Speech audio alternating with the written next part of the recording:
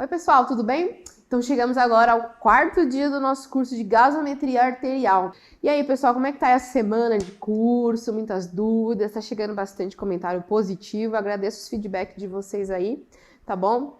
Agradeço mesmo e que a gente consiga aí terminar esse curso essa semana aí para vocês, tá bom? Espero aí que vocês tenham gostado, tá bom? E que estejam gostando. Vamos lá, pessoal. Então, nesse quarto dia, como a gente já havia conversado, na aula passada a gente falou então sobre os dois tipos de solução, no caso aí, de solução tampão e solução e cuidados, tá? Que a gente havia falado que ia começar sobre esse tema, tal. Beleza, professor, então a gente vai falar disso agora. O que a gente vai falar? Sobre o que é o sistema tampão. Como funciona o sistema tampão? Acompanha aí em casa, então, pelo seu arquivo também que você já recebeu. Já falamos do desequilíbrio ácido básico, falamos a indicação, quem pode, quem não pode fazer esse procedimento e assim por diante, certo? Então, para começar, eu vou falar um pouquinho para vocês sobre, basicamente o que é o sistema ou solução tampão, tá? No caso aí, pessoal, a solução tampão é uma solução que ela contém, na verdade, especificamente, e a maioria das vezes, na maioria dos casos, um ácido fraco, com um sal desse ácido, certo? Então, grava aí, um ácido fraco com um sal daquele ácido, beleza? Beleza, professora. O que mais? Ou uma base fraca com o sal dessa base fraca. Por quê? Porque quando eu precisar de uma compensação de base, eu vou ter essa base aí já fraca, ou no caso, esse ácido fraco também, tá bom? Na verdade, esses dois têm a finalidade do quê? Tá? Ele tem a finalidade de evitar que o nosso pH sanguíneo ele passe do valor de 7,45 ou ele diminua esse valor de 7,35. Lembra que a gente falou disso? Ou que isso daí varia. Vai variar, isso é normal, ele dá uma variada. Mas, na verdade, o que acontece? Quando passa desse valor, esse limite tá para mais ou tá para menos, isso aí não é muito bom para nossa corrente sanguínea. E nem é compatível com a vida, tá bom? Na verdade, pessoal, se vocês quiserem aprofundar um pouquinho mais, bastante mesmo sobre esse tema, especificado detalhe por detalhe, né, sobre solução tampão, aqui no SES a gente tem um curso muito bom, tá? Que é um curso de bioquímica, que aí vocês dão uma olhadinha lá, o número do curso é 156. Se você tiver interesse, dá uma olhadinha lá para aprofundar melhor realmente como que é esse assunto, tá? Então, basicamente, eu vou falar para vocês porque é um curso que ele é aberto, então várias pessoas podem ter acesso a ele, tá bom? Combinado assim? Fechado. Então, vamos lá. Então, como é essa solução? Ela é como se fosse um tampão, pensa numa rolha, para ela tampar uma garrafa de vinho, para não vazar o vinho e não perder a sua, a acidação, né? Então, você pensa nisso como um sistema no corpo humano. E existe isso, professora? Existe, tá? Essa solução tampão, ela é uma mistura que usa para evitar que o nosso pH ele sofra várias variações incompatíveis com a vida.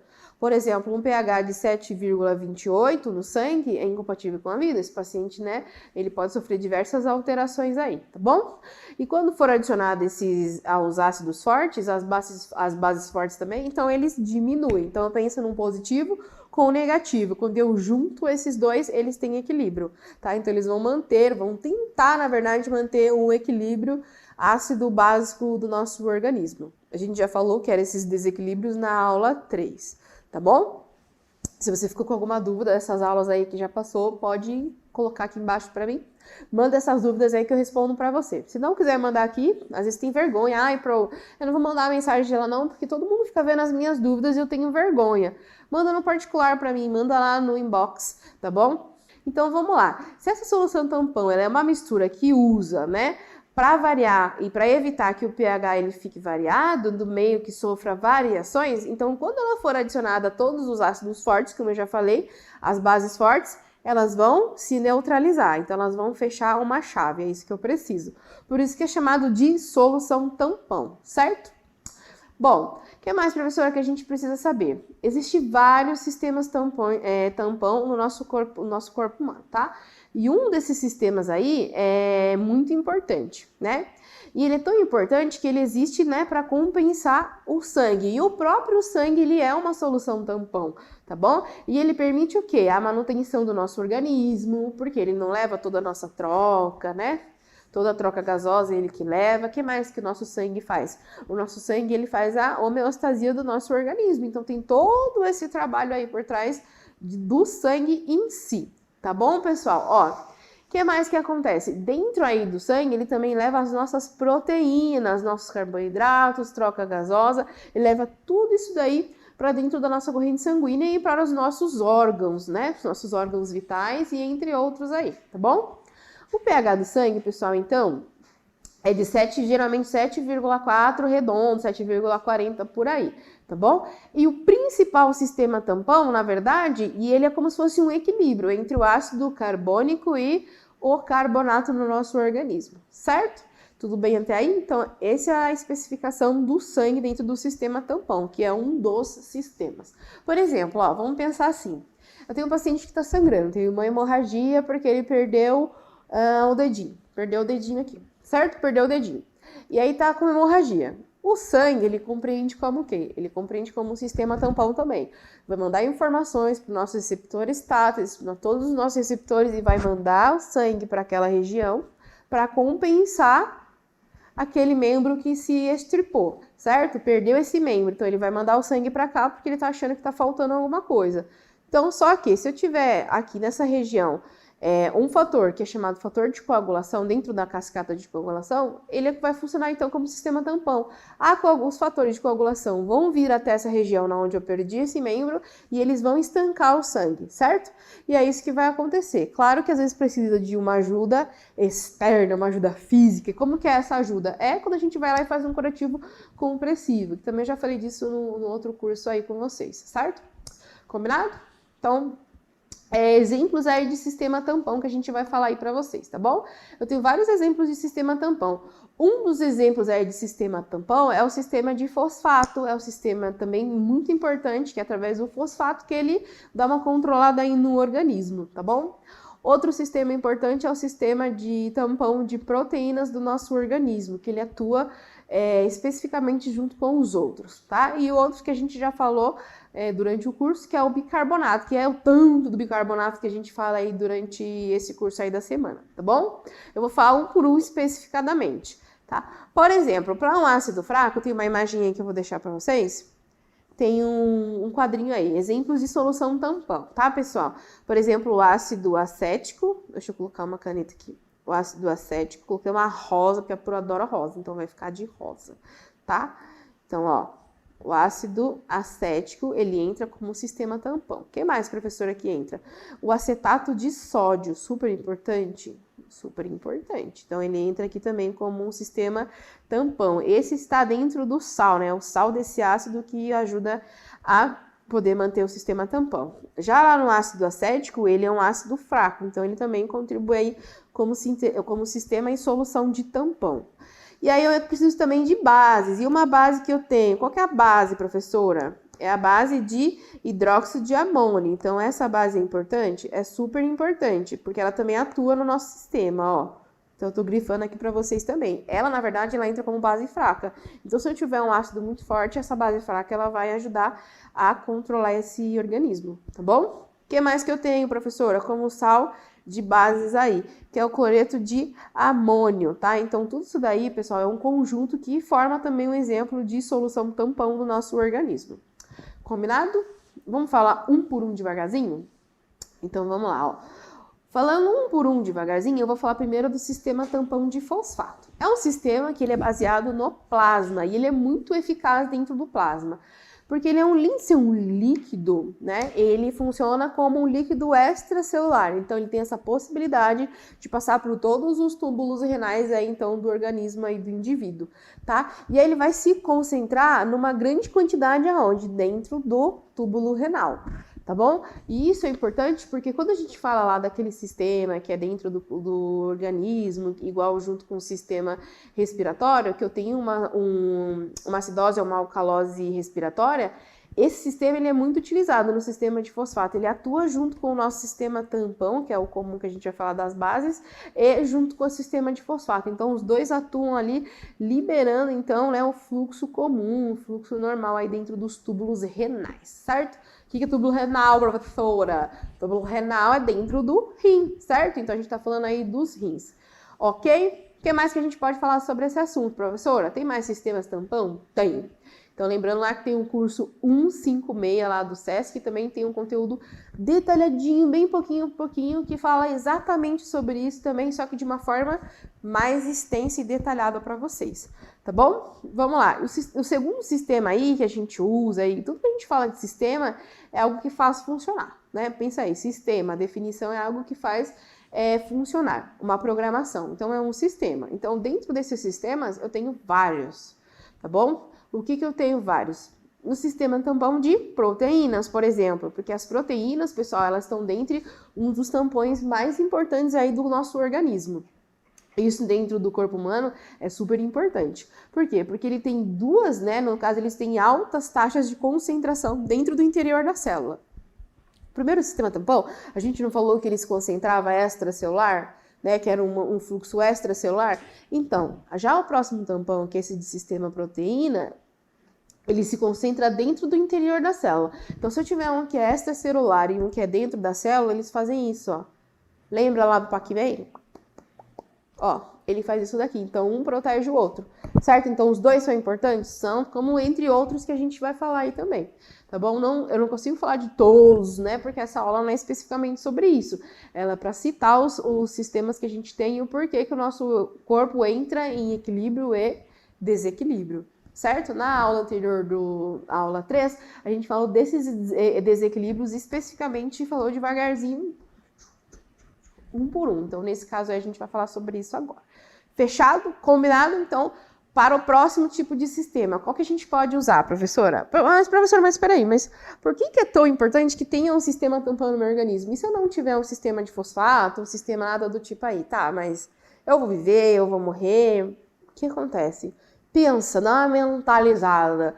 Por exemplo, pensa aí num carro. O carro funciona sem os sistemas dele? Não funciona. O carro funciona, por exemplo, sem gasolina? Peraí, às vezes. Se descer na banguela, às vezes funciona, não é? Então, a gente pensa numa situação que é inevitável, incompatível, né? Eu não consigo ligar, por exemplo, ele se não tiver bateria no meu carro. Não consigo carregar um celular na tomada se ele não tiver um sistema ali que é o quê? A condução elétrica. Então, tudo tem um porquê, tem a finalidade aí, bom? Não esquece de mandar aí a sua dúvida. Se você tiver alguma dúvida, manda aí pra mim.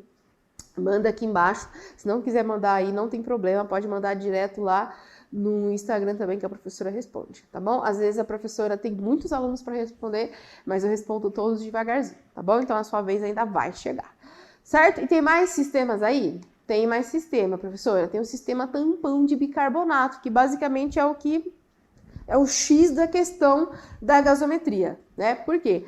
Porque ele tem íons de bicarbonato, que na verdade ele é um dos principais, se não o mais importante, dentro do tamponamento aí do sangue humano. Ou seja, se eu tivesse aquele sangue muito ácido, eu vou entrar com bicarbonato. Se eu tiver aquele sangue, no caso, muito alcalino, eu também entro com bicarbonato. Então dá uma pensada nesses dois aí, certo? Bom, geralmente ele pode ser encontrado dentro de fluido corporal mesmo, em forma de bicarbonato de sódio. Por isso que, lembra que eu falei para vocês na aula anterior, que dentro de uma parada cardíaca que a gente utiliza muito bicarbonato? Por que utiliza, professora? Porque realmente ele é importante, é ele que eu preciso usar no meio todo aí dessa situação aí que o paciente não sei o que tá acontecendo. Eu ainda não descobri, entra com bicarbonato, tá bom? Na verdade, isso geralmente é o médico que vai pedir isso aí pra gente. Tá bom? Então, dentro do corpo humano, ele é o principal, assim, acho que de todos. Porque a primeira coisa que se fala, o paciente tá, por exemplo, com uma acidose. E aí vai lá, coloca lá o bicarbonato. O paciente está entrando em acidose metabólica ou respiratória. O paciente entrou numa crise por causa de hiperglicemia. A glicemia dele está mais de 800. É incompatível, às vezes, com a vida também. Então, aí eu preciso colocar um sistema que neutralize isso. Entra com outras medicações? Entra. Mas nesse momento aqui, agora a gente está falando sobre o quê? Sobre o tampão de bicarbonato. Certo? Combinado? O que mais que eu preciso fazer, professora? Mas quando eu tenho um paciente que tem esses tipos de alteração aí no corpo humano, eu preciso de uns cuidados de enfermagem importantes. Bom, eu vou falar cuidados de enfermagem, mas não quer dizer que seja somente para enfermagem. Qualquer indivíduo aí que esteja lidando com o paciente com essas alterações, eles vão poder, continuar ao tratamento da mesma forma, tratamento igual, nada muda, tá bom? Então, o que eu posso fazer aí, então, pessoal? Entra em uma assistência, que eu chamei de assistência de enfermagem, mas pode ser para outras pessoas uma assistência também. Tá bom?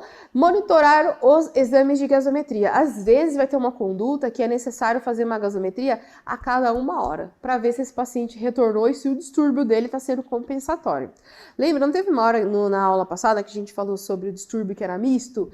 Então é um distúrbio um pouquinho mais complicado, eu vou ter que atuar de 2 formas diferentes, tá? Para aquele paciente. Então, nesse caso aí, é a mesma coisa. Então, monitorar exames de gasometria. Lembrando que os cuidados lá da gasometria, quando é coletada, que você não pode deixar lá por muito tempo, nem nada do tipo. Então, tem todo um porquê aí da história aí no final, tá bom?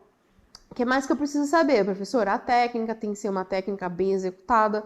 Se você não tiver uma boa técnica, não vai funcionar a sua gasometria. Lembra também que na hora de aspirar, não pode aspirar muita bolha de ar, né? Porque senão fica o sangue com muita bolha e vai aumentar a concentração dele de dióxido de carbono na hora que for realizar e passar no gasômetro o exame. Tem que estar dentro da seringa. Não sei se eu falei no outro, não lembro não, porque é muita coisa para falar para vocês, mas dentro do gasômetro, ele vai direto na seringa, tá? Existem umas seringas aí, hoje, que elas já são propriamente preparadas para ir direto, sai da coleta, tá? Tirou lá, fez a coleta, e ela vai diretamente depois para o aparelho. Então, são seringas específicas de gasometria. Por que eu não falei dela? Porque, na realidade, né, no nosso dia a dia, não é basicamente essa que utiliza. A gente vai utilizar o que tem de material lá no hospital disponível pra gente. Tá bom? Combinado? Ai, professora, tá muito difícil esse negócio. Calma, amiga. Senta, respira, mentaliza. Mentaliza que você vai conseguir interpretar esses exames aí também. Professora, posso fazer uma colinha? Pode. Eu tenho uma pessoa que ela fez uma tatuagem aí dos resultados. Então tá, né? Mas cada um faz do jeito que achar que fica melhor para poder entender, tá bom? Outra coisa, sinal importante aí que eu preciso observar desse paciente, observar sinais de distúrbio, o que esse paciente vai apresentar de diferente, qual é a alteração clínica que esse cliente aí pode possivelmente me apresentar e que possa futuramente se tornar um agravo aí da saúde, que ao invés de resolver o problema, a gente está acabando aumentando o problema desse paciente. Isso acontece por quê? Porque às vezes o exame ele não foi passado da forma correta no gasômetro. Acontece também por quê? Porque às vezes na hora de você fazer a coleta teve algum erro, teve alguma contaminação ou teve algum tipo de embolia na hora de fazer aquela aspiração, certo? O que mais que eu vou observar? Você não fez a coleta na região de pulso do paciente, na artéria radial? Se foi feita na artéria radial, pessoal, o que não pode esquecer? Curativo compressivo na região. Fez curativo compressivo, mesmo assim, nunca mais eu vou tirar aquele esparadrapo de lá. Cara, não é assim que funciona. Né? Você rompeu uma artéria, teoricamente, porque você furou algo que já estava ali íntegro e você vai dar uma porta aberta de extravasamento de sangue. Então, você precisa ter um bom curativo compressivo para que esse paciente não sofra futuramente lesões de membro.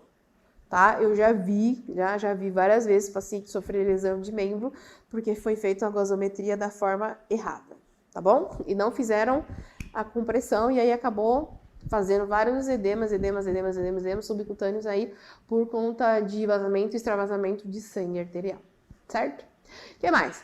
Preparar e administrar a medicação conforme prescrito. Bom, se esse paciente está sendo solicitado uma gasometria, possivelmente é um paciente que está meio grave, né?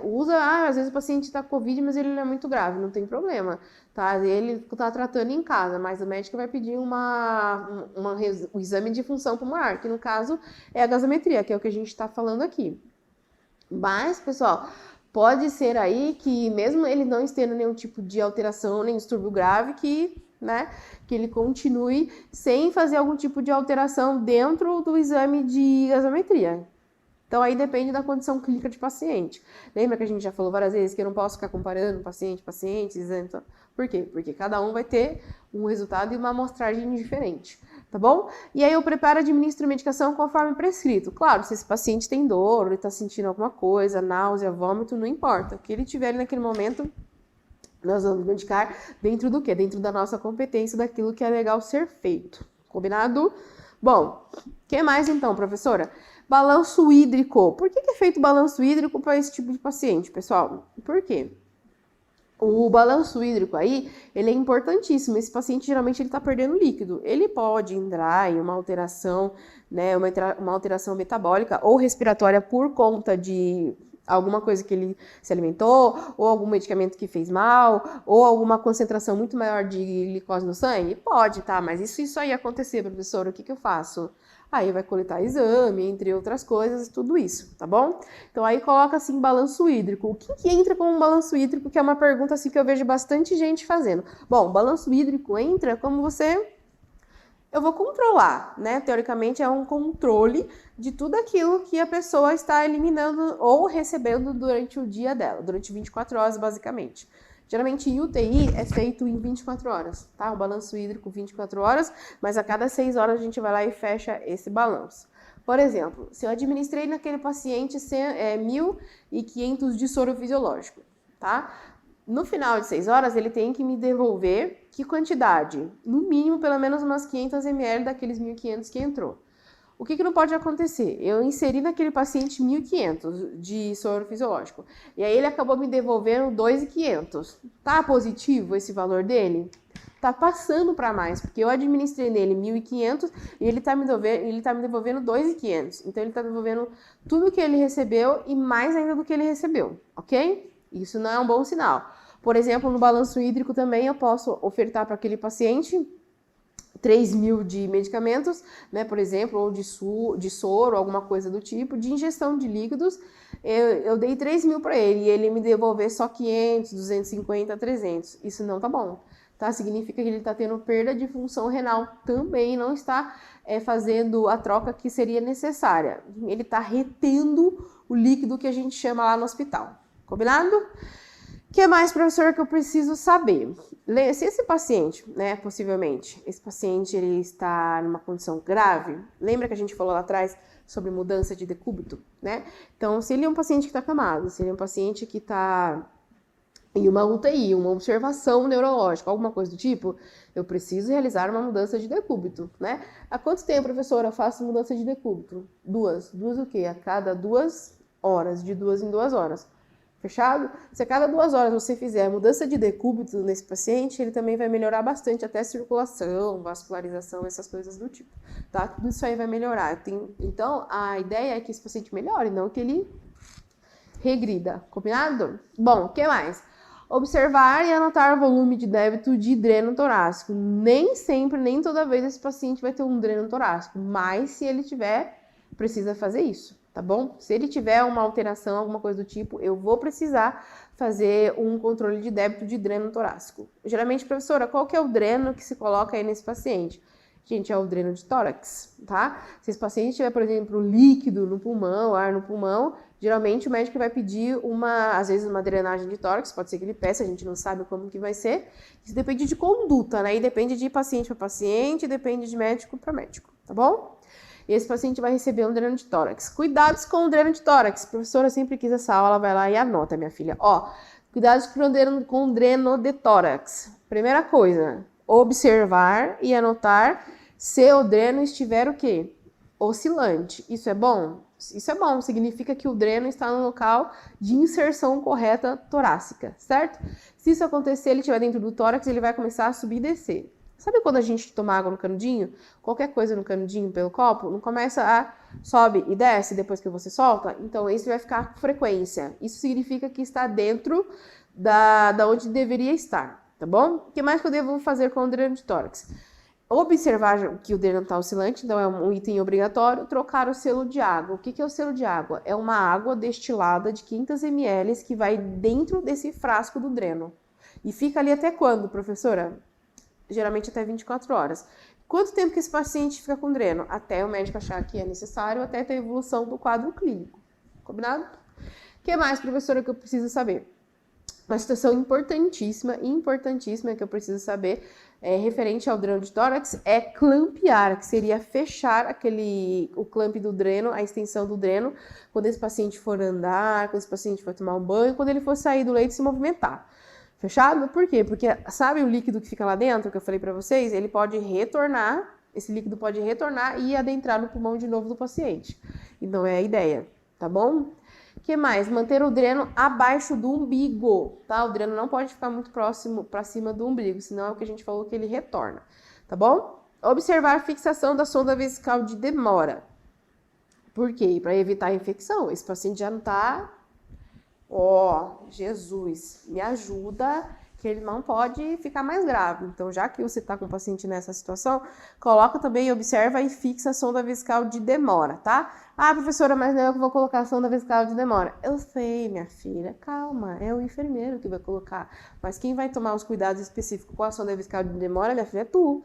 É tu que tá aí e tu que vai fazer, tá bom? Então, aí você vai fazer lá a fixação certinha para evitar que ocorra uma lesão, né, na região ali de uretra, tá bom? E, no caso, evitando aí as infecções. Se precisar, professora, se for solicitado, se for super importante coletar exame de urina nesse paciente que tá com esse quadro clínico gravíssimo, o que eu faço? Simples, pessoal, tá? Vai usar a própria sonda vesical de demora para poder coletar o exame de urina. Lembrando que não vai ser coletado diretamente do coletor, tá? Do coletor estéreo, não. Vai ser coletado no orifício que é próximo da sonda, tá bom? Tem orifício próximozinho da sonda. Quem já viu as outras aulas sabe onde é que tem e o que eu tô falando, tá bom? O que mais que eu preciso fazer? Eu não gosto muito nem de falar sobre esse, mas eu preciso falar que ele é importante, que é verificar os sinais vitais. Professora, é importante isso? É importante. Por quê? Quando eu verifico os sinais vitais, ali automaticamente eu estou identificando qual é a alteração que esse paciente tem, né? Possivelmente ele tem uma alteração de função renal, ele tem alteração de várias outras coisas, mas isso eu não consigo ver. O que eu consigo? Sinais vitais, que é o quê? A pressão arterial, a frequência cardíaca, frequência respiratória, a saturação de oxigênio, que é o que a gente já vai ver, tá bom? Entre outros aí que eu preciso avaliar nesse paciente. Sinais vitais de paciente nesse sentido alterado, isso é bom, professora? Eu acho que não é bom. Não é bom não, sabe por quê? Porque eu posso perder esse paciente a qualquer momento, porque eu não sei o que ele tem. Então, eu vou cuidar dele e vou fazer os sinais vitais como deve ser feito, tá bom? A cada 6 horas ou a cada 2 horas ou em 1 hora, dependendo da condição clínica daquele cliente. Às vezes ele tá muito grave, então aí não tem o que fazer. Então, aí a gente tem que ir analisando e trabalhando todos os dias, pouco a pouco aí, com esse paciente. Certo? Tudo bem, pessoal? Então, esses foram os cuidados aí que nós aplicamos para a assistência desse paciente com coleta de gasometria. Lembra sempre que tem que orientar aquele paciente, deixar ele ciente que o exame é dolorido, não vai chegar lá e pega a agulha e no paciente. Não faça isso. Caso tu faça isso, vai dar um pouco ruim. Tá bom? Então, sempre avisa, se o paciente for inconsciente, desorientado, comunica ao familiar e solicita uma autorização. Certo, pessoal?